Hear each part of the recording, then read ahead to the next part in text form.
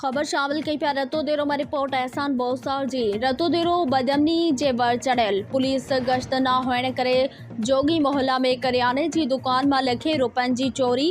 अणॼातल चोरन मोहम्मद असलम वैसर की दुकान जो शटर भञी दुकान में पयल रोक रकम अटो चांवर घी सिगरेटन जा डंडा और किरियाने जो लखे रुपयन जो सामान खणी विया।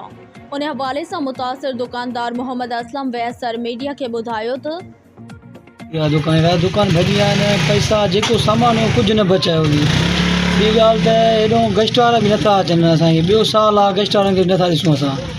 महिरबानी था कयूं, अपील था कयूं त पुलिस खे नफ़री ॾियो असांखे। दुकान वीचारा ग़रीब माण्हू असांजो पाड़ो आहे, दुकान भॼी विया आहिनि।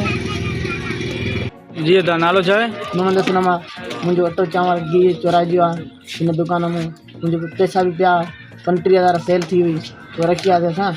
ऐं सामान भी खणी आया, सिगरेट थिया, पतियूं थियूं, शैम्पू थिया, खणी आया। टोटल रक़म केतिरी वियल आहे? टोटल 3 लख जो थींदो। अच्छा, सामान सां गॾु? सामान सां गॾु।